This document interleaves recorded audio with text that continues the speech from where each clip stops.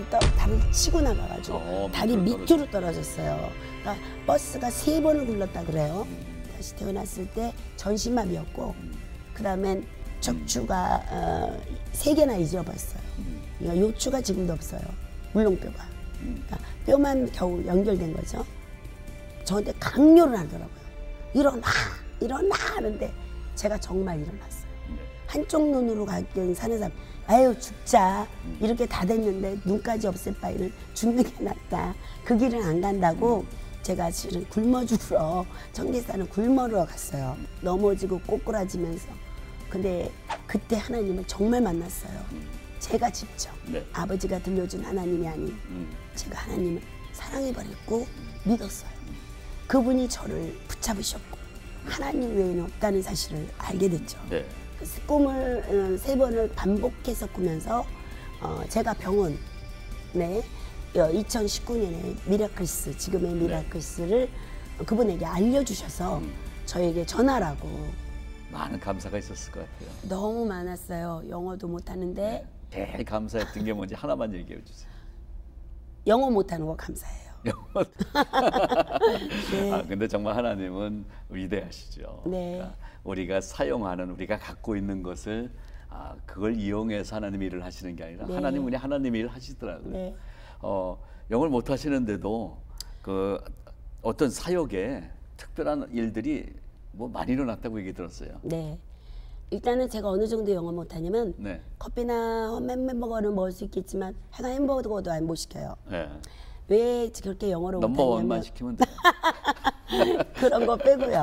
그들이 질문할 때 답하기가 그러니까 예를 들자면 그 정도로 영어를 못한다는 표현을 하고 싶었어요. 제가 영어를 너무너무 못해서 어떻게 이 미국 교단에 들어가 할 것이냐. 한국 사람 저예요. 혼자예요. 근데 영어도 못해요.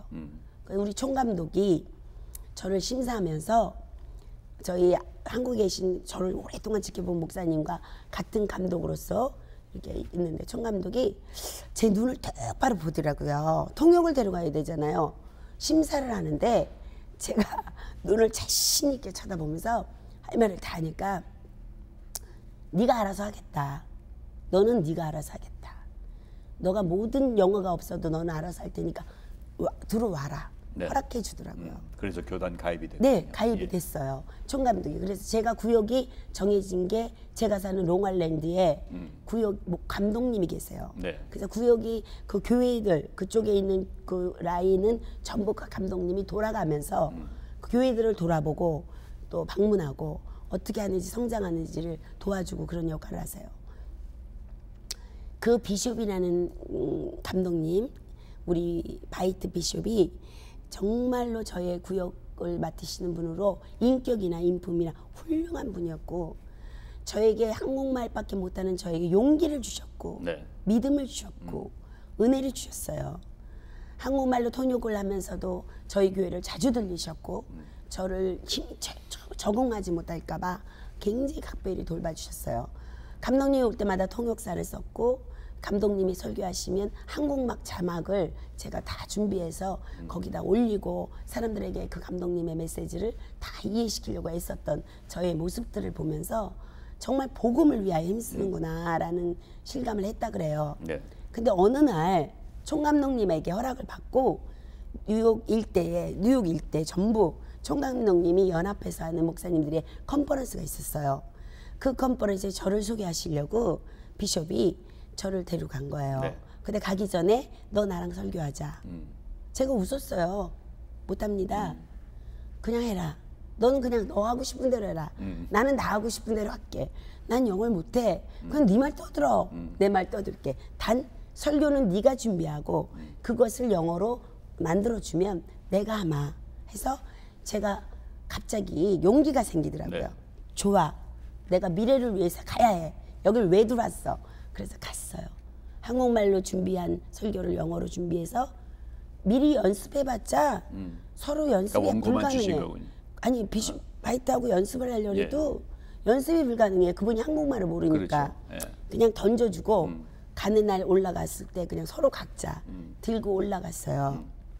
목사님들이 참 쳐다보면서 어떻게 쟤를 하려고 왔나 그랬는데 제가 그냥 했어요. 설교했어요. 그리고 비숍은 당신이 하시고.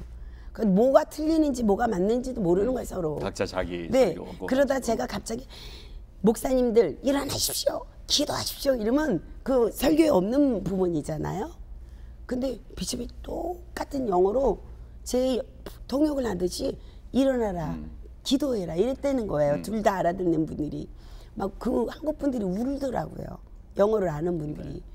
성령이 정말 두 분을 붙잡아서 움직이는 사도행전의 역사를 본다. 예. 근데 정말 은혜 받은 건 목사님들이에요. 그래서 제가 거기에 컨퍼런스에 강사로 8년을 했습니다. 8년 동안. 네. 그러면서 각 교회마다 또 초청을 하기도 하고. 예.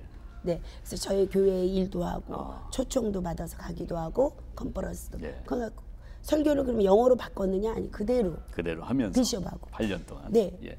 그렇게 정말 하나님이 여러 가지로 하나님이 직접 사역을 하시는 네. 걸 경험하셨네요. 네. 자, 또 목사님의 인생에 있어서 가장 잊지 못할 아주 큰 만남이 그 즈음에 있었다고 얘기 들었어요. 저는 이분의 이야기를 오늘 꼭 하고 싶습니다. 바로 이 이야기입니다. 이분이 저를 43년을 기도했다는 사실을 여러분은 믿으십니까? 정말 얼굴도 모르고 흑인이에요. 이름도 모르고 제가 5살 때 그분은 여기에 계셨고 저는 한국 땅에서 아빠 곁에 있었어요. 네. 아빠가 동화적으로 예수님을 가르쳐줄 때였던 것 같아요. 숫자를 따져서 연도를 따져 보니까 제 5살이더라고요. 그때 제가 아빠한테 예수님을 배울 때였거든요. 그림으로. 그런데 임마누엘 홈스라고 우리 교단의 비숍이세요. 그 임마누엘 홈스는 미국의 백인의 인명록에 기록되어 있는 분이에요. 지금도 가보면 있어요. 임마누엘 홈스라고. 이 백인들과 함께 100명의 인명록에 들어간 사람은 흑인이 그렇게 들어간다는 건 대단한 일을 한 사람이거든요. 존경을 받는 분이고 그리고 많은 사람에게 칭송을 받는 분인데 그분이 우리 동부에 우리 교단에 28개를 성전을 지어서 네. 정보 성전을 세우신 분이고 그분이 세우신 28개가 지금도 있고 지금도 교회를 가지고 있어요. 우리 교단이.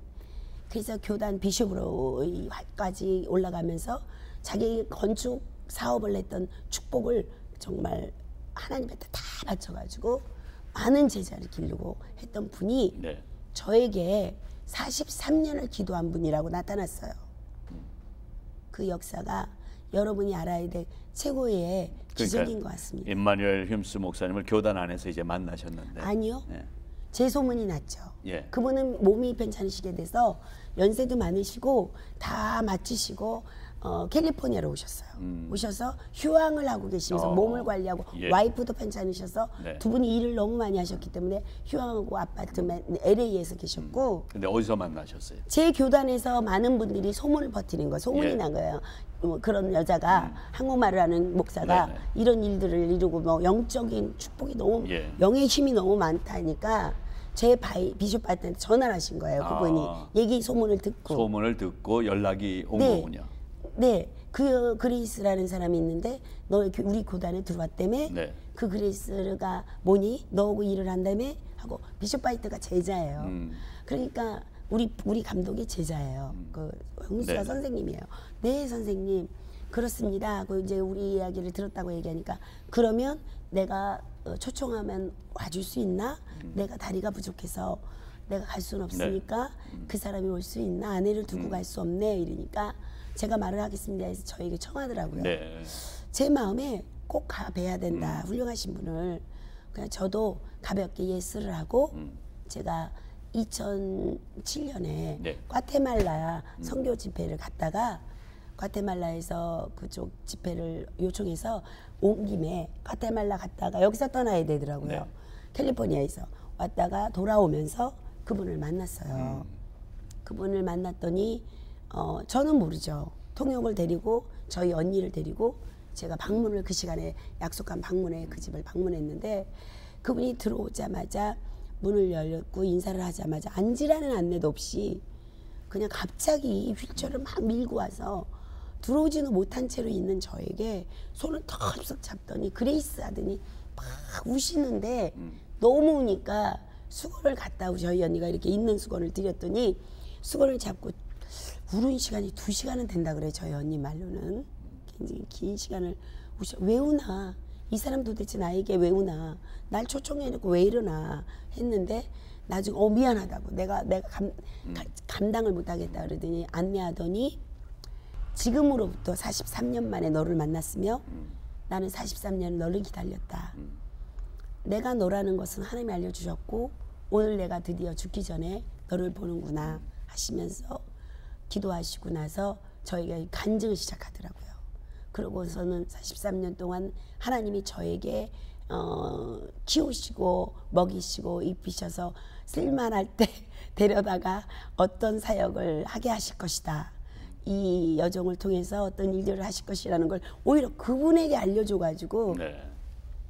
제가 앞으로 믿어야 된다면서 제 얘기를 제가 할 일을 그분이 얘기를 하시는 거예요. 그 임마누엘 휴임스 목사님이 43년 전에 어떤 시간에 하나님의 음성을 들으셨겠죠. 네. 그리고 기도하기 시작한 지 43년 만에 우리 우 목사님을 이렇게 만나게 하셨고 그리고 만나서 감동 가운데 간증하시는 가운데 우리 우 목사님이 지금 하고 계시는 이런 사역들을 하게 될 것이다 라고 말씀을 해주신 때가 2007년이었다는 거죠. 그리고 10년이 된 거네요.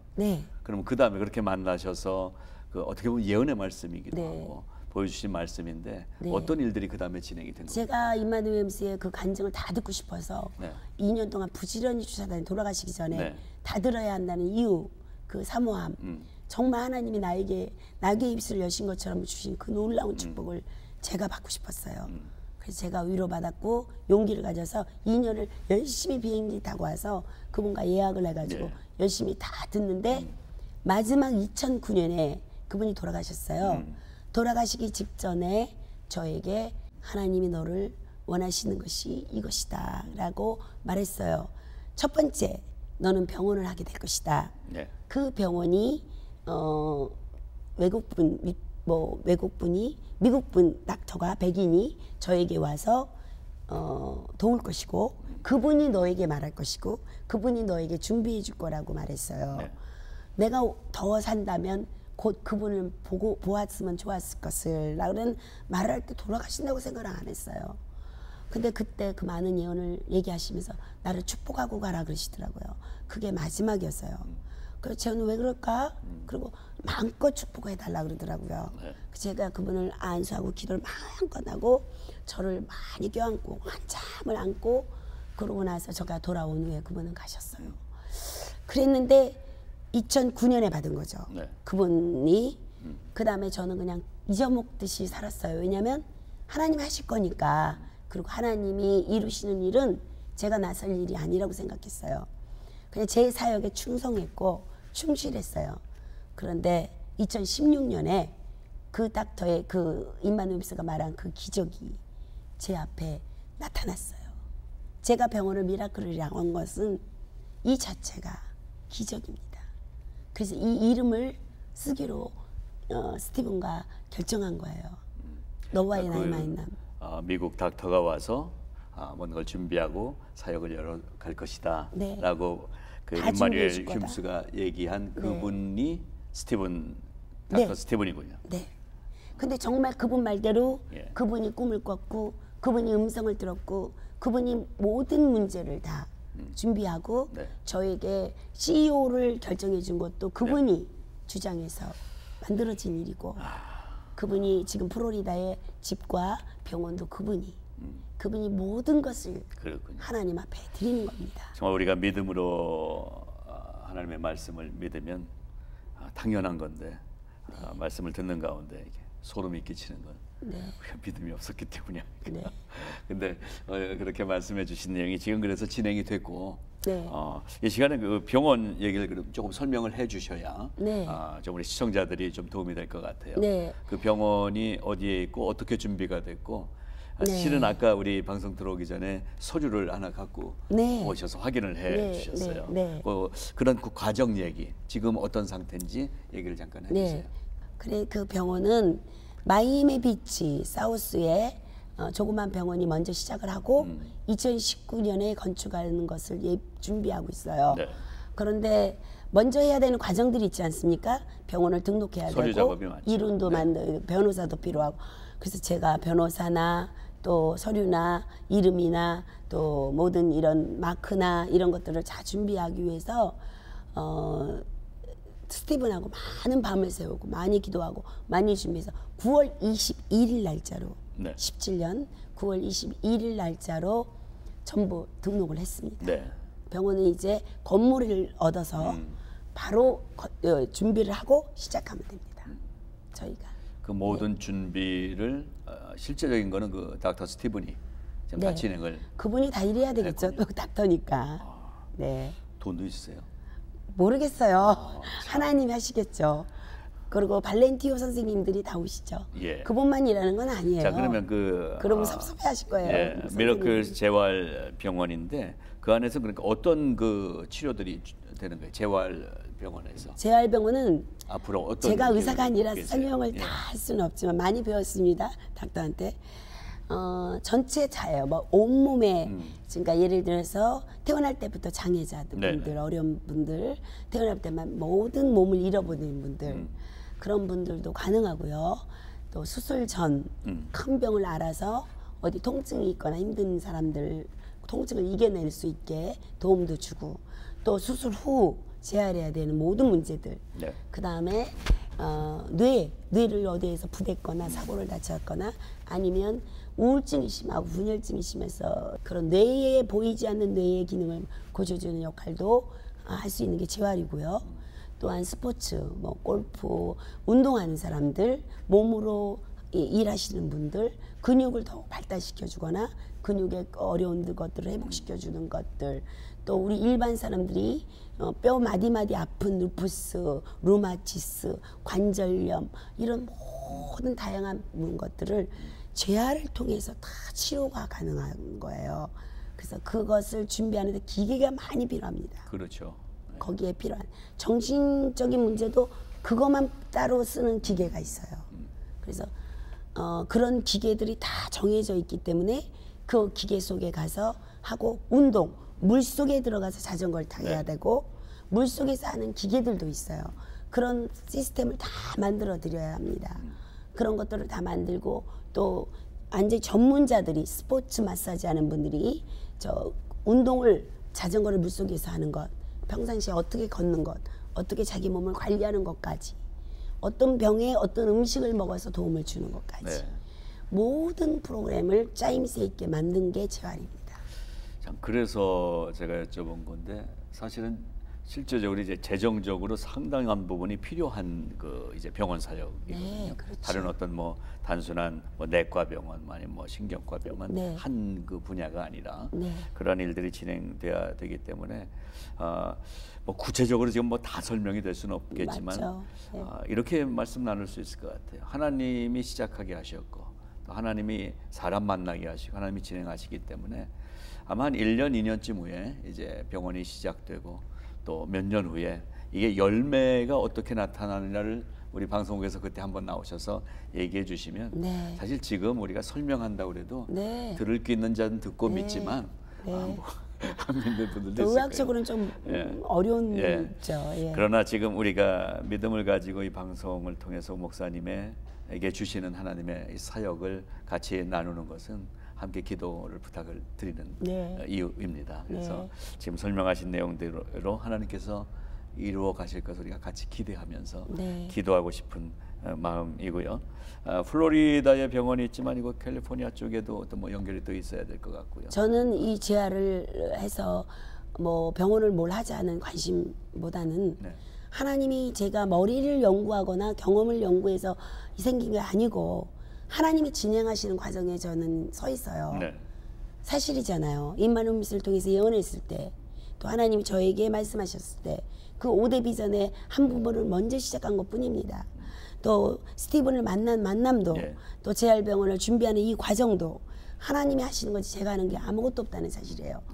앞으로 되어질 돈도 앞으로 될 모든 재정이나 모두 저는 그냥 덤덤히 하나님에게 의지할 수밖에 없어요.